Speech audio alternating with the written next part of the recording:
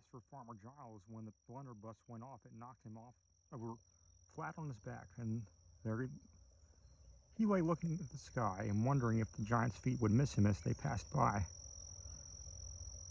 But nothing happened, and the stamping stumping died away in the distance. So he got up, rubbed his shoulder, and picked up the blunderbuss. Then suddenly he heard the sound of people cheering.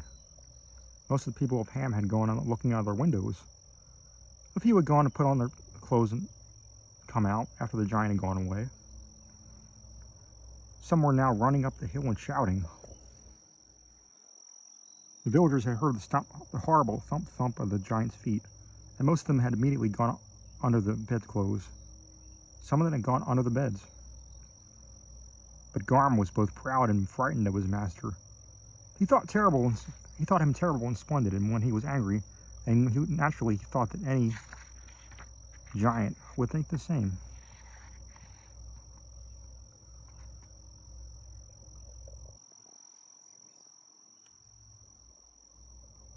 So as soon as he saw Giles come out with the blunderbuss, a sign of great wrath as a rule, he rushed off the village barking and crying, "Come out, come out, come out, get up, get up!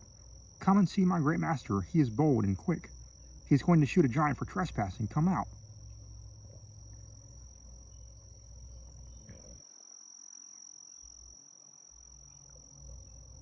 The top of the hill could be seen from most of the houses. When the people and the dog saw the giant's face rise above it, they quailed and held their breath. All but the dog among them thought that this would prove a matter too big for Giles to deal with.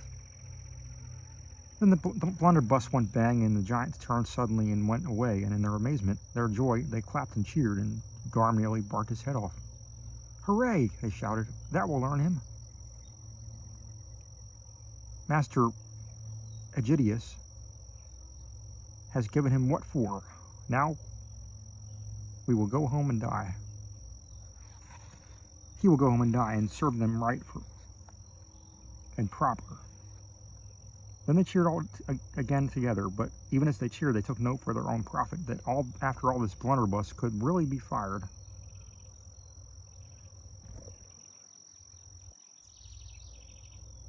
There had been some debate in the village inns on that point, but now the matter was settled.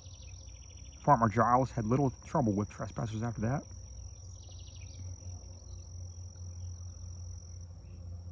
When all seemed safe, some of the bolder folk came right up the hill and shook hands with Farmer Giles. A few, the parson and the blacksmith and the miller, and one or two of the persons of importance, slapped him on the back.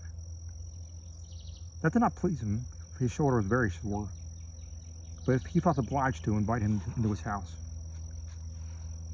They sat around in the kitchen, drinking his health and loudly praising him. He made no effort to hide his yawns, but as long as the drink lasted, they took no notice. By the time they had all had one or two, and the farmer had two or three, he began to feel quite bold, and when they had all had two or three, he himself 5 or 6, he felt as bold as the dog thought him. They parted to good friends, and he slapped their backs heartily. His hands were large, red, and thick, so he had his revenge. Next day he found the news growing in the telling, and he had become an important local figure. By the middle of the next week, the news had spread to all the villages within 20 miles. He had become the hero of the countryside. Very pleasant he found it. Next market day, he got enough free drink to float a boat. That is to say, he had nearly had his fill, and came home singing old heroic songs. At last, even the king got to hear of it. The capital of that realm, the middle kingdom of the island, in those happy days, was some 20 leagues distant from Ham, and they paid little heed at court, as a rule, to the doings and rustings of the provinces. Of rustics in the provinces. But so prompt an expulsion of a giant was so injurious, seemed worthy of note of some little courtesy. So in due course, that is, in about 3 months, and on the feast of St. Michael, the king got a magnificent letter. It was written in red upon white parchment, and expressed the royal approbation of, quote, our loyal subject and well-beloved Aegidius, Ahenobarbus Julius Agricola de Hamo, unquote. The letter was signed with a red blot, but the court scribe had added, Ego Augustus Bonifacius Ambrosius Aelurianus Antonius Pius et Magnificus Dux Rex Tyrannus et Basilius Mediterraneum Partium Subscribo, and a large red seal was attached. So the document was plainly genuine. It afforded great pleasure to Giles and was much admired, especially when it discovered that one he could get a seat and a drink by the farmer's fire by asking to look at it. Better than the testimonial was the accompanying gift. The king sent a belt and a longsword. To tell the truth, the king had never used the sword himself. It belonged to the family and had been hanging in his armory, but time out of mind. The armorer could not say how it came there or what might be the use of it. Plain heavy swords of that kind were out of fashion at court just then, and so the king thought it very thing for a present to a rustic. But Farmer Giles was delighted, and his local reputation became enormous. Giles much enjoyed the turn of events, and so did his dog. He never got his promised whipping. Giles was a just man according to his lights. In his heart, he gave a fair share of the credit to Garm, though he never went so far as to mention it. He continued to throw hard words and hard things at the dog when he felt inclined, but he winked at many little outings. Garm, too, took to waking far afield. The farmer went about with a high step, and luck smiled on him. The autumn and early winter work went well, and all seemed set fair, until the dragon came. In those days, dragons were already getting scarce in the island. None had been seen in the midland realm of Augustus Bonifacius for many a year. There were, of course, the dubious marches in uninhabited mountains, westward and northward. But they were a long way off. In those parts, once upon a time, there dwelt a number of dragons of one kind or another, and they made raids far and wide. But the Middle Kingdom was in those days famous for the daring of the king's knights, and so many stray dragons had been killed or had returned with grave damage, that the others gave up going that way. It was still the custom for dragon's tail to be served up at the king's Christmas feast, and each year a knight was chosen for the duty of hunting. He was supposed to set out upon St. Nicholas's Day and come home with the dragon's tail not later than the eve of the feast. But for many years now, the royal cook had made a marvelous confection, a mock dragon's tail of cake and almond paste,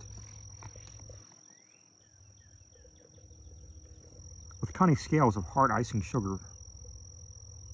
The chosen knight then carried this into the hall on Christmas Eve, while the fiddles played and the trumpets rang. The mock dragon's tail was eaten after dinner on Christmas Day, and everybody said, to please the cook, that it tasted much better than real tail. Now the situation when a real dragon turned up again. The giant was largely to blame. After his adventure, he used to go about in the mountains visiting his scattered relations, more than he had been his custom, and much more than they liked. For he was always trying to borrow a larger copper pot, but whether he got the loan of one or not, he would sit and talk in his long-winded lumbering fashion about the excellent country down away east, and all the wonders of the wide world. He had got into his head, but he was a great and daring traveler. A nice land, he would say, pretty flat, so soft to the feet, and plenty to eat for the taking. Cows, you know, and sheep all over the place. Easy to spot if you look carefully. But what about the people? Said they.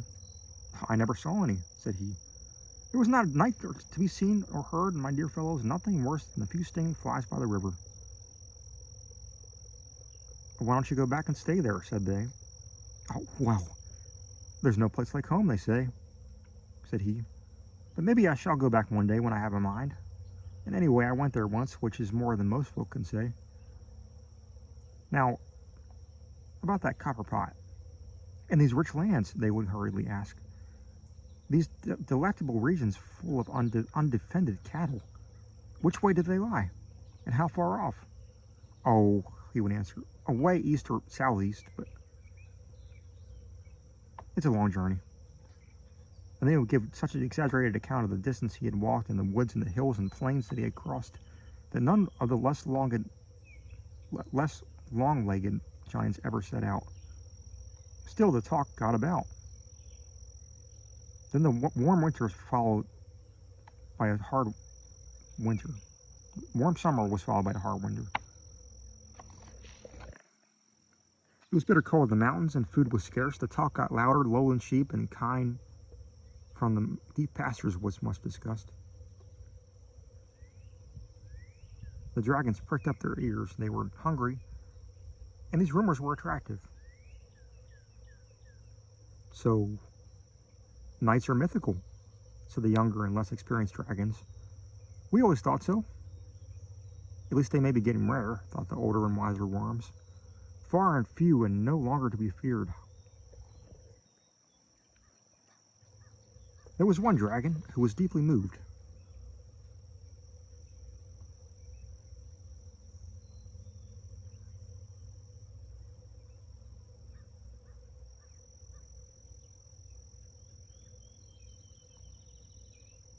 Chrysophylax Dives was his name. For he was ancient in imperial lineage, and very rich. He was cunning, inquisitive, greedy, well-armored, but not overbold. But at any rate, he was not in the least afraid of flies or insects or any sort of size, or he was mortally hungry. So one winter's day, about a week before Christmas, Chrysophylax spread his wings and took off. He landed quietly in the middle of the night, plump in the heart of the midland realm of Augustus Bonifacius Rex at Basilius. He did a deal of damage in a short while, smashing and burning and devouring sheep, cattle, and horses. This was in part a land a long way from Ham, but Garm got the fright of his life. He had gone off on a long expedition and taken advantage of his master's favor. He had ventured to spend a night or two away from home. He was following an engaging scent along the eaves of the wood when he turned a corner and came suddenly upon a new alarming smell. He ran indeed, slapping the tail of the Chrysophylax Dives, who had just landed. Never did a dog turn his own tail and bolt home swifter than Garm. The dragon, hearing his yelp, turned and snorted, but Garm was already far out of range. He ran all the rest of the night and arrived home about breakfast time. "Help! Help! Help!" he cried out outside the back door. Giles heard and did not like the sound of it. It reminded him that unexpected things may happen when all seems to be going well. "Wife, let that dragged dog in," said he, "and take a stick to him." Garm came bundling in the kitchen with his eyes starting and his tongue hanging out. "Help!" he cried. "Now what have you been doing in this time?" said Giles, throwing a sausage at him. "Nothing," panted Garm, too flustered to give heed to the sausage. "Well, stop doing it or I'll skin you," said the farmer. "I've done no wrong. I didn't mean no harm," said the dog, "but I came on a dragon accidental like, and it frightened me." The farmer choked in his beer. "Dragon?" said he. "Drat you for no good for nothing, nosy Parker. What do you go and find a dragon for at this time of year, and with me with my hands full? Where was it?" "Oh, north of over the hills and far away beyond that standing stones and all," said the dog. "Oh, away there," said Giles, mightily relieved. "There are queer folk in those parts, I've heard tell, and all it might happen in their land. Let them get on with it. Don't come worrying me with such tales. Get out." Garm got out and spread news all over the village. He did not forget to mention that his master was not scared in the least. Quite cool he was, and went on with its breakfast. People chatted about it pleasantly at their doors, and how like old times, they said. Just like Christmas is coming too, so seasonable. How pleased the king will be. He'll be able to have real tail this Christmas. But more news came in that day. The dragon, it appeared, was exceptionally large and ferocious. He was doing terrible damage. What about the king's knights, people began to say. Others had already asked the same question. Indeed, messengers were now reaching the king from the villages most afflicted by Chrysophilix. And they said to him as loudly and often as they dared, "Lord, what of your knights?